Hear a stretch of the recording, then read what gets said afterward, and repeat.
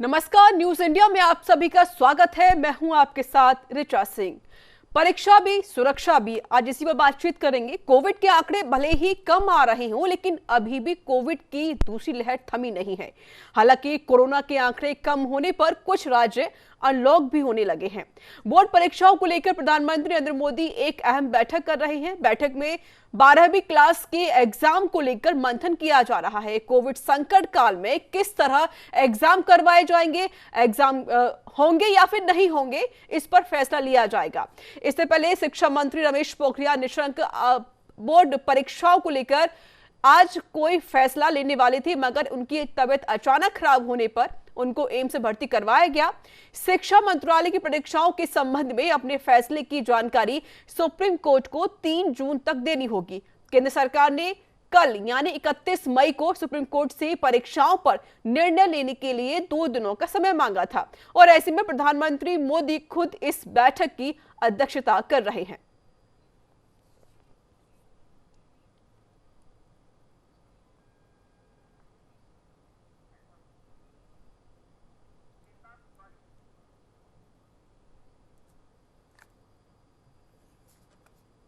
तो आपको बता दें कि आज मंथन किया जा रहा है किस तरीके से बोर्ड एग्जाम की परीक्षाएं कराई जाएंगी या फिर होंगी या नहीं होंगी, इस पर आज फैसला होगा। और इस पर अधिक बातचीत करने के लिए मेरे साथ कई मेहमान मौजूद होंगे। मेरे साथ जुड़ चुकी है शिक्षाविद है श्वेता तिवारी। श्वेता जी, स्वागत है आपका न्यूज इंडिया में।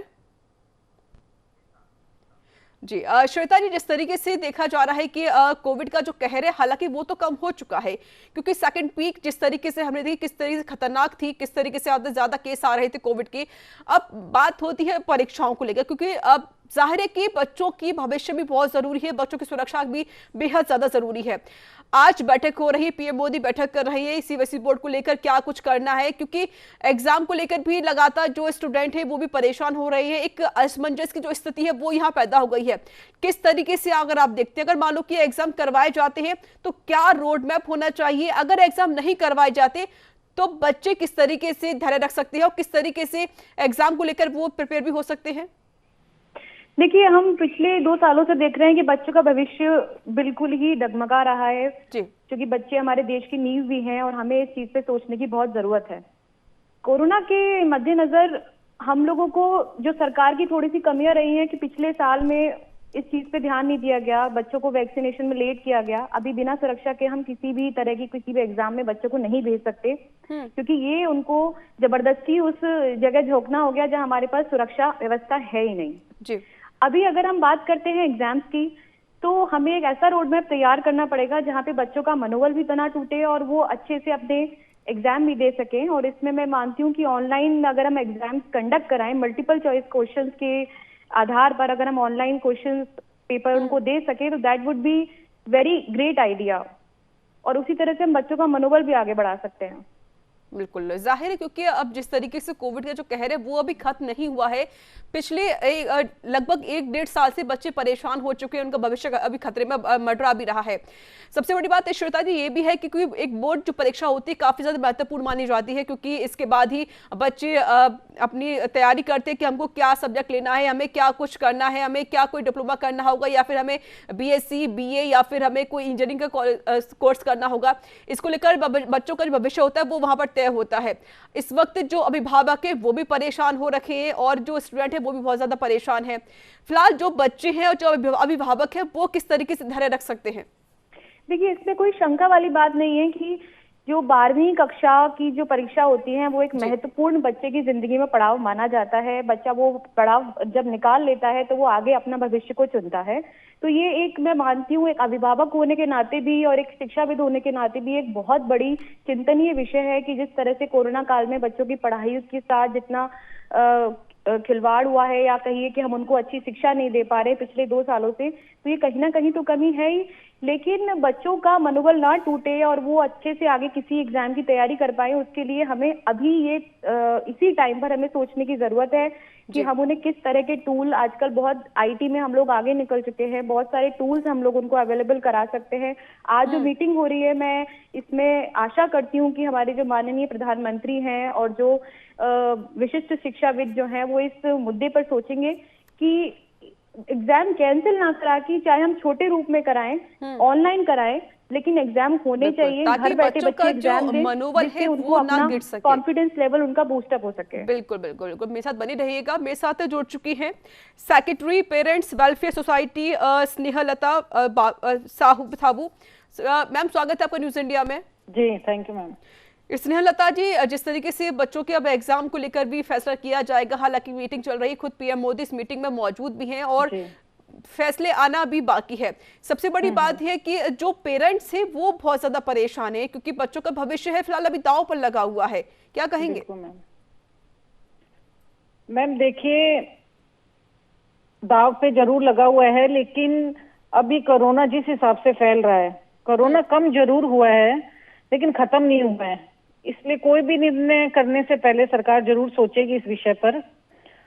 और बच्चों का सवाल है तो आगे उनका कॉम्पिटिशन्स लड़ने हैं, तो आगे कॉलेज भी इस चीज का ध्यान रखेंगे। जो 2 साल अभी बच्चों ने वक्त गुजारे हैं इस कोरोना में, सभी ने गुजारे हैं, बच्चों ने क्या, सभी ने किया है, तो इसकी हानि नहीं होनी चाहिए। आगे कॉलेज वाले भी इस पे थोड़ा सा ध्यान देंगे, तो मुझे नहीं लगता कि इसको ज्यादा चिंता करने की जरूरत है। अभी तो फिलहाल जिंदगियां बच जाएं, इसी पे चिंता करनी चाहिए कि हम कैसे बचकर निकलें कोरोना से और कैसे सामान्य लाइफ अपनी वापस शुरू हो। जी मैम, आप पेरेंट्स वेलफेयर सोसाइटी की सेक्रेटरी हैं। फिलहाल जो पेरेंट्स की शिकायतें आती हैं वो किस तरह की शिकायतें आपके पास आ रही हैं और किस तरीके से पेरेंट्स क्या बात कह रहे हैं, क्या कुछ प्रतिक्रियाएं दे रहे हैं? मैम प्रतिक्रिया, बच्चे और पेरेंट्स दोनों ही नहीं चाह रहे हैं अभी कि एग्जाम हो जी, क्योंकि थोड़ा वेट करना चाह रहे हैं कि थोड़ा सा हम वेट करें ताकि आगे एग्जाम या तो डेट आगे हो जाए जी। तो हम लोगों को वेट, पेरेंट्स भी यही चाह रहे हैं अभी कि थोड़ा वेट करना चाहिए, क्योंकि तीसरी लहर जो बता रहे हैं विशेषज्ञ उससे यही बता रहे हैं कि बच्चों के लिए घातक है। बिल्कुल, चलिए आप मेरे साथ बनी रहिएगा, मेरे सवाल आपसे भी रहेंगे। मेरे साथ जुड़ चुके हैं वरिष्ठ पत्रकार हैं सर्वेश पाठक। सर्वेश्वर जी, स्वागत है आपको न्यूज इंडिया में। धन्यवाद बहुत बहुत आपका। पाठक जी, साफ तौर पर अब बच्चों के जो भविष्य है, क्योंकि उसको देखते हुए सरकार कोई ना कोई फैसला तो जरूर लेगी, क्योंकि सबसे बड़ी बात यह है कि बच्चों का भविष्य भी बेहद जरूरी है, लेकिन बच्चों की सुरक्षा भी उससे भी ज्यादा जरूरी है। जिस तरीके से बच्चों के अभी बोर्ड एग्जाम नहीं हुए हैं कोविड की वजह से, हालांकि सेकंड पीक की जो दौर देखा वो हम सब ने देखा था किस तरीके से आंकड़े सामने आ रहे थे। हालांकि अब जो आंकड़े वो बहुत कम आने लगे हैं, लेकिन खुद अभी यही कहा जा रहा है कि अभी थर्ड पीक आना बाकी है।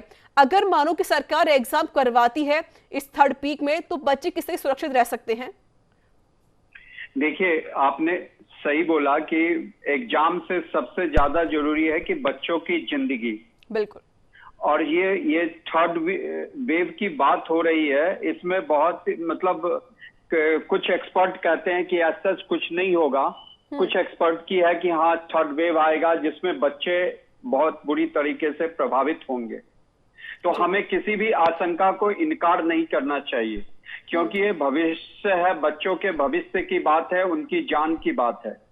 तो जैसा कि आपने देखा होगा कि सीबीएसई बोर्ड या स्टेट के हर एक बोर्ड से एजुकेशन मिनिस्ट्री ने सुझाव मांगा था जी। तो सरकार को इसमें अभी तुरंत तो एग्जाम नहीं करवाना चाहिए, जब पूरी तरीके से, जैसे हमने देखा क्या था कि जनवरी फरवरी का समय ले ले या दिसंबर में लहर बिल्कुल नगण्य थी, बहुत कम केसेस आ रहे थे अगर हम फर्स्ट फेज की बात करें तो जैसे कि जो सुझाव दिया गया है कि जुलाई और अगस्त में करवाया जाए एग्जाम, तो वो एक सुझाव हो सकता है, लेकिन उससे पहले ये देखना पड़ेगा कि क्या ये थर्ड जो फेज बोल रहे हैं कोरोना का, वो वाकई में बच्चों के लिए घातक होगा। तो इसके लिए सरकार को पूरे जो साइंटिस्ट फैटर्निटी है जो रिसर्च कर रही है और बाहर के देशों में जो भी रिसर्च चल रहे हैं, उन सबों के आंकड़ों को देख के डिसीजन लेना चाहिए। कोई भी डिसीजन जल्दबाजी में नहीं लेना चाहिए या किसी भी के दबाव में। बिल्कुल, सोच समझ के डिसीजन लेना होगा। जी बोलिए। जी, क्योंकि आप हमें सभी को पता है, जैसे मेरे खुद के घर में मेरा एक नेफ्यू जो है वो 12th क्लास में है, हमने देखा कि अप्रैल के फर्स्ट वीक में कुछ कुछ स्कूलों खोल के क्लास भी करवाए थे, लेकिन जैसे ही केसेस बढ़े सबने क्लास खत्म कर दिया और ऑनलाइन मोड पे आ गए। तो यहाँ सबसे बड़ी बात है कि बच्चों की जो भविष्य की बात है, और इस दूसरी लहर में हमने देखा है कि बहुत सारे बच्चे को भी ये मतलब कोविड हुआ है। तो इसको बिल्कुल हम नजरअंदाज नहीं कर सकते। या तो फिर बच्चों के जो पुराने जो साल में जो स्कूल में परफॉर्मेंस किया था क्लास में, जैसे 12th में जब थे, उसके बेसिस पे मार्क्स बनाएंगे, लेकिन उसमें भी बहुत बच्चों को हानि हो सकती है। कुछ बच्चे प्री बोर्ड के एग्जाम तक भी उतने सीरियस नहीं मोड में रहते हैं, तो उनका वो आ जाएगा कि हम तो ठीक से प्री बोर्ड दिए नहीं थे, उसके बेसिस पे आप कैसे हमें दे दोगे। तो सरकार को सारे जो भी एजुकेशन के एक्सपर्ट हैं, फिर जितने भी वरिष्ठ डॉक्टर हैं जो इस पे रिसर्च कर रहे हैं, उन सबों से सुझाव लेके और फिर अगस्त के आसपास देखना चाहिए कि इस तीसरी लहर क्या आने का कोई गुंजाइश है, या ये जो लहर का पूरा समाप्ति हो गई तब एग्जाम करवाना चाहिए। बिल्कुल बिल्कुल सही कहा आपने, क्योंकि बच्चों की जिंदगी बेहद ज्यादा जरूरी है, उनकी सुरक्षा का ख्याल रखना होगा। शिक्षा विद लगातार मेरे साथ जुड़ी हुई है श्वेता तिवारी जी। श्वेता जी, सबसे बड़ी बात यह है कि बच्चों की भविष्य को लेकर या उनका जो मार्गदर्शन करते हैं, सबसे ज्यादा जरूरी उनके गुरु होते हैं, उनके शिक्षक होते हैं, क्योंकि वही अपना एक मार्गदर्शन दिखाते हैं। उनके आधार पर ही बच्चे उनके पीछे पीछे चलते हैं। और सबसे ज्यादा ये भी होता है कि सबसे बड़ी बात यह है कि जो बच्चे पढ़ने में कमजोर हैं, अगर मान लो कि एग्जाम टाल दिया जाता है या फिर कुछ चीजें कम कर दी जाती हैं या कुछ सब्जेक्ट कम कर दिए जाते हैं, तो उन बच्चों के लिए ये ठीक भी रहेगा। लेकिन जो बच्चे पढ़ने में बहुत ज्यादा अच्छे हैं, क्योंकि कॉम्पिटिशन काफी ज्यादा हाई हो चुका है, उनके लिए कहीं ना कहीं एक मासूमियत आ जाती है कि अरे हमने इतनी मेहनत की थी और हमारा एग्जाम भी नहीं हो पाया, हम परेशान हैं। क्योंकि एक पढ़ने वाला जो स्टूडेंट होता है उसके लिए सबसे जरूरी होती है एग्जाम देना, क्योंकि वो जिस तरीके से मेहनत करता है वो काबिल तारीफें होती हैं। लेकिन अगर एग्जाम टाल दिए जाते हैं तो कहीं ना कहीं यहाँ बच्चों को नुकसान भी हो सकता है, जो पढ़ने वाले स्टूडेंट्स हैं, जो सीरियस स्टूडेंट्स हैं। आपने बिल्कुल सही बोला। देखिए, मैं इस बात से कतई भी सहमत नहीं हूँ कि बच्चों के एग्जाम को अब और टाला जाए, क्योंकि हम डिजिटल इंडिया की बात करते हैं और आज हमारे पास 60 से 70% चीजें हैं ऑनलाइन आ चुकी हैं, ऑनलाइन एप्लीकेशंस अवेलेबल हैं। और अगर आप देख रहे हैं तो इस भयावह स्थिति में पिछले 2 सालों से हम कोरोना को डील करते हुए बच्चों की एजुकेशन ऑनलाइन करवा रहे हैं। तो मैं इस चीज में बहुत श्योर हूँ कि गवर्नमेंट को इस चीज के बारे में सोचना चाहिए कि क्यों ना हम बच्चों का, चाहे वो शॉर्ट टर्म पे हो, हम उनके लिए ऑनलाइन स्टडी कंडक्ट करवा सकते हैं, तो हम उनका ऑनलाइन एग्जाम भी करा सकते हैं। इससे बच्चों की सुरक्षा भी कहीं ना कहीं उसमें कमी नहीं आएगी, बच्चों का मनोबल इससे बढ़ेगा, आपका एग्जाम प्रॉपर होगा, टाइम लिमिट्स उसके अंदर दी जाए और बच्चों का जो रिजल्ट आएगा उससे बच्चे सेटिस्फाई होंगे, उसको हम इंटरनल मार्क्स के साथ जोड़ सकते हैं। ये एक स्कीम है जिसके थ्रू हम बच्चों को आगे ले आ सकते हैं। अगर मैं आपसे बात करूं यूनिवर्सिटी एग्जाम्स की, क्योंकि यहाँ से जब 12th से बच्चे पास होकर जब यूनिवर्सिटी में जाते हैं तो हम ऑलरेडी यूनिवर्सिटी में एक सेशन पीछे चल रहे हैं। अभी पिछले साल की स्थितियों को देखते हुए जिस तरह का जो रिजल्ट रहा है, जिस तरह से एग्जाम पोस्टपोन किए गए, 2-3 एग्जाम हमारे पोस्टपोन किए गए, उसकी वजह से पूरा यूनिवर्सिटी का सिस्टम भी उसी के पीछे पीछे चलता आ रहा है और हमारा सेशन ऑलरेडी लेट चल रहा है। अभी अगर यहाँ हम 12th के एग्जाम अगस्त या सितंबर में कराते हैं, एग्जाम तब भी होना है, कोरोना तब भी स्थिति रहेगी, कम स्थिति रहेगी लेकिन स्थिति रहेगी। उससे वहां से जब बच्चे पास होंगे, यूनिवर्सिटी में जाएंगे, हम ऑलरेडी एक सेशन फिर से लेट हो जाएंगे। तो जब कोरोना हमारा प्रॉपर बना हुआ है, पिछले साल भी पूरे साल बना रहा, स्थितियों को उसी तरह से देखा भी गया, तो क्यों ना हम ऑनलाइन स्टडी की तरफ जब जा सकते हैं तो हम ऑनलाइन एग्जाम की तरफ भी जा सकते हैं और वहां से बच्चों के जो रिजल्ट आएंगे उससे उनका मनोबल और कॉन्फिडेंस कहीं ना कहीं इंक्रीज होगा। बिल्कुल, रादर देन कि हम बात करें कि उनके एग्जाम ना कराएं और उनको बैक फुट पे कर दें, क्योंकि इसका कहीं ना कहीं असर उनके अगर एग्जाम नहीं होता है तो बच्चों का जो मनोबल है वो कहीं ना कहीं डाउन होता हुआ नजर आएगा। जिस तरीके से सुझाव की बात है इसको लेकर भी मैं आपसे बातचीत करूंगी। मेरे साथ जुड़ चुके हैं शिक्षाविद हैं ओम प्रकाश। ओम प्रकाश जी, स्वागत है आपको न्यूज इंडिया में। हाँ, नमस्कार मैम। ओम प्रकाश जी, फिलहाल अभी मीटिंग चल रही है, खुद पीएम मोदी इस मीटिंग में मौजूद है। सीबीएसई बोर्ड के एग्जाम की परीक्षा हो या ना हो, इस फिलहाल मंथन चल रहा है। आपकी तरफ से क्या कुछ प्रतिक्रिया है? क्या एग्जाम होने चाहिए बोर्ड के इस कोविड काल में? मेरा मानना ये है मैम कि पेपर नहीं होने चाहिए, क्योंकि जान है तो जान है मैम। क्योंकि सबसे पहली प्राथमिकता हमारा स्वास्थ्य है, ताकि वो खराब न हो और ज्यादा संक्रमित न हो। और आने वाली जो 3rd वेव है वो ज्यादातर बच्चों के लिए ही बता रहे हैं। ओम प्रकाश जी, आपने कहा कि एग्जाम ना हो, आप इस पक्ष में हैं। सबसे बड़ी बात ये है ओम प्रकाश जी, ये कोविड जो है ये तो रहेगा ही, क्योंकि लगता तो नहीं कोविड बाहर से जाएगा। कोई सुझाव तो हो सकता है ना, कोई तरीका तो हो सकता है ना कि हम अपने एग्जाम भी दे पाए और हम सुरक्षित भी रहें। एग्जाम तो फिर मैम ये है कि ऑब्जेक्टिव टाइप हो सकते हैं एग्जाम। हाँ, लेकिन सभी बच्चे डिजिटल से जुड़े नहीं होते ना मैम, दिक्कत यहाँ भी आती है। फिर ये एक बड़ा सवाल है, आपने सही कहा, क्योंकि जो शहरी क्षेत्र है वहां पर तो आपके पास मोबाइल मिल जाएगा और भी चीज सुविधा होती है, लैपटॉप होता है, कंप्यूटर होते हैं, लेकिन ग्रामीण क्षेत्र में वहां ज्यादा दिक्कतें होती हैं। उनके पास फोन भी नहीं होते, उनके पास यहाँ तक कि गाँव में बिजली उपलब्ध नहीं होती है। इसको लेकर भी मैं बातचीत करूंगी सर आपसे। जी, आप मेरे साथ बने रहिएगा। श्वेता जी, मैं आपका रुख करूंगी। और साफ तौर पे सबसे बड़ी बात यह है कि जिस तरीके आपने सुझाव की बात कही, हालांकि कुछ जो गृह मंत्री तब से ये 3 सुझाव दिए गए शिक्षा मंत्रालय की तरफ से, उन्होंने कहा है कि हम 3 सुझाव देते हैं। वो सुझाव मैं आपको बता देती हूँ, उसके आधार पर आप बताइए कि आपको कौन सा सुझाव सबसे ज्यादा ठीक लगा। पहला जो प्रपोजल है वो है 12वीं के मुख्य विषयों यानी कि मेजर सब्जेक्ट्स का एग्जाम लिया जा सकता है, जैसे कि साइंस हो गया, कॉमर्स या आर्ट्स के केवल 3 मुख्य विषयों की परीक्षा लेने के बाद बाकी सब्जेक्ट्स में मुख्य विषयों पर मिले नंबर्स के आधार पर मार्किंग का फॉर्मूला भी बन सकता है। ये पहला प्रपोजल है। और दूसरा प्रपोजल है कि 30 मिनट की परीक्षा भी होंगी और इनमें ऑब्जेक्टिव सवाल पूछे जाएंगे। इस परीक्षा में विषयों की संख्या भी सीमित कर दी जाएगी, पर इसके बारे में स्पष्ट अभी कुछ नहीं बताया गया है। और जो थर्ड प्रपोजल है वो है कि अगर देश में कोरोना संक्रमण की स्थिति ठीक नहीं होती है तो 9वीं, 10वीं और 11वीं तीनों का इंटरनल असेसमेंट किया जाएगा और इसके बाद आधार पर ही 12वीं का रिजल्ट जारी कर दिया जाएगा। ये 3 प्रपोजल दिए गए हैं। अब आप मुझे बताइए कि जिस तरीके से आप सुझाव की बात कर रही थी कि ये ऐसे हो जाए तो ठीक रहेगा, जिससे कि आपने बात भी कही थी कि अगर ऑब्जेक्टिव जो विषय है उनके क्वेश्चंस के आधार पर अगर बच्चों को ऑनलाइन परीक्षा दे दी जाए तो इससे थोड़ा बहुत फायदा होगा, बच्चे घर में भी रहकर परीक्षा दे सकते हैं, एक अच्छी बात है। लेकिन सबसे बड़ी बात यह, जिस तरीके से ओम प्रकाश जी ने कहा कि अगर हम शहर में हैं तो हम एग्जाम दे सकते हैं डिजिटल के माध्यम से, लेकिन अगर हम गाँव में हैं, वहां पर ना तो बिजली होती है, ना वहां मोबाइल होते हैं, ना वहां पर कंप्यूटर होता है, ना वहां पर लैपटॉप होता है, वो बच्चे किस तरीके से एग्जाम दे सकते हैं? क्योंकि कुछ गरीब तबके के बच्चे होते हैं जिनके पास ये सुविधाएं नहीं होती हैं, उनके लिए क्या कुछ किया जाए? देखिए, मैंने एक सजेशन दिया था ऑनलाइन एग्जाम्स का, लेकिन मैं इस बात से भी कहीं ना कहीं सहमत हूँ, क्योंकि पिछले साल मैं काफी सारे ग्रामीण बच्चों के साथ जुड़ी रही हूँ जहाँ पे उनको इंटरनेट की प्रॉब्लम आई है।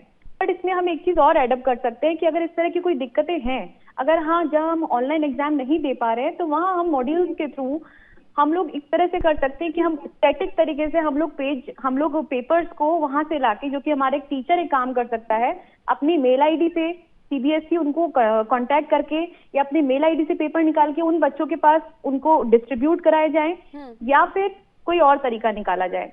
इस बात से मैं कतई भी सहमत नहीं हूँ कि बच्चे सेंटर्स पे जाकर के एग्जाम दें, चाहे वो मेन पेपर का एग्जाम हो, चाहे वो किसी और पेपर का एग्जाम हो, लेकिन सेंटर पे जाके एग्जाम देने से मैं कतई भी सहमत नहीं हूँ जब तक कि बच्चों को वैक्सीन नहीं लग जाती है।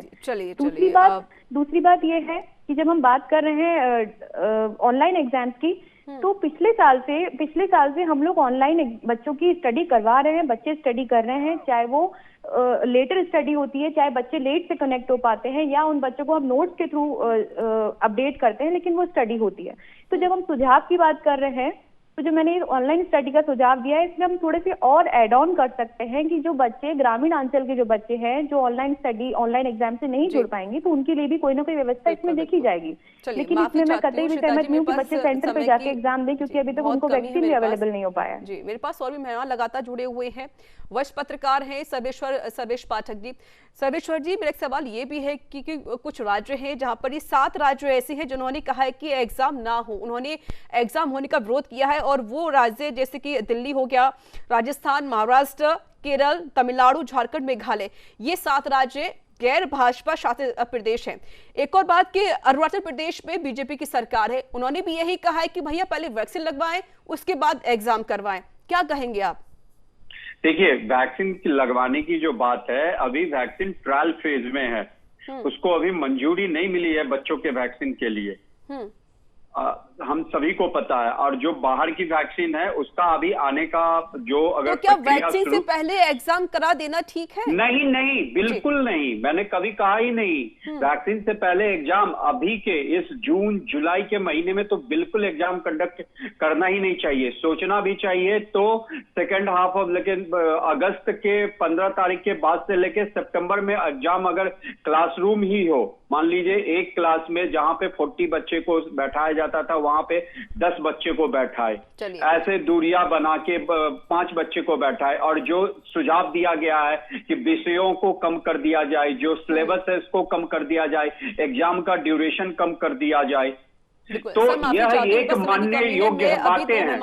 लेकिन ये सब चीजें, लेकिन रीटा जी ये सब चीजें तभी होगी जब कोरोना का कैसा मतलब स्टेटस है देश में वो देखने के बाद। यानी अगर ये भी कहा जा रहा है कि अभी एग्जाम नहीं होने चाहिए, अभी फिलहाल वैक्सीन पर फोकस करना चाहिए। नहीं, ये जो सात राज्यों का आप नाम लिया है और वो कह रहे हैं कि एग्जाम नहीं करवाया जाए। देखिए 10th बोर्ड का एग्जाम कैंसिल हो चुका है, 12th जो ऐसी चीज है वहां से बहुत बच्चों के भविष्य निर्धारित होते हैं, आगे क्या करेगा बच्चा वो भी तय होता है। तो मैं इस फेवर में बिल्कुल नहीं हूं कि बच्चों के एग्जाम ना हो, बच्चों के एग्जाम हो, लेकिन जब देश में फिलहाल एग्जाम ना हो, पहले अभी जिंदगी ज्यादा जरूरी है, पहले वैक्सीन लग जाए तब जाके एग्जाम हो, जब पता लगे कि और जब देश में कोरोना की स्थिति थोड़ी संभली हो, जैसे पिछले साल भी आपने देखा होगा। बहुत कमी मेरे पास और साथ मेहमान मेरे साथ जुड़े हुए हैं। स्नेहलता जी क्या कहेंगी, क्या पहले वैक्सीन या पहले एग्जाम? छोटा सा रिएक्शन सर, मैम कम शब्दों में। मैंने पहले भी कहा है कि कोरोना पहले भी अपन गलती कर चुके हैं, उस गलती के कारण दूसरी लहर आई और अपनी बहुत जिंदगियां खो दी इस बार जी। तो मैं तो पहले यही कहूंगी इस बार हमको फोकस करना होगा। ओम प्रकाश जी आपको बोलेंगे पहले एग्जाम या फिर वैक्सीन? सर 2 शब्दों में। चलिए लगता है संपर्क टूट गया है। ओम प्रकाश जी बहुत बहुत शुक्रिया हमारे साथ जुड़ने के लिए, और सर्वेश्वर पाठक जी बहुत बहुत शुक्रिया, स्नेहलता साहू जी आपको बहुत बहुत शुक्रिया, और डॉक्टर श्वेता तिवारी जी को बहुत बहुत शुक्रिया हमारे साथ जुड़ने के लिए, बात को साझा करने के लिए। आपको बता दें कि फिलहाल मंथन चल रहा है, ये महामंथन अभी भी जारी है क्योंकि पीएम मोदी खुद इस बैठक में मौजूद है। सीबीएसई बोर्ड के एग्जाम हो या ना हो, इसको लेकर अभी भी जो चिंता है वो यहाँ बनी हुई है, क्योंकि कुछ लोग चाहते हैं कि अभी एग्जाम ना किए जाए, लेकिन कुछ जो लोग हैं वो चाहते कि एग्जाम हो जाए। हालांकि इस एग्जाम को लेकर भी कई प्रपोजल भी सरकार को दिए गए हैं, लेकिन अभी फैसला आना बाकी। इसको लेकर भी अभी सभी लोग इंतजार कर रहे हैं कि क्या एग्जाम होगा या फिर ना होगा। तो इसी के साथ इस रिपोर्ट में इतना ही। देश दुनिया की तमाम खबरों के लिए देखते रहिए न्यूज़ इंडिया। नमस्कार।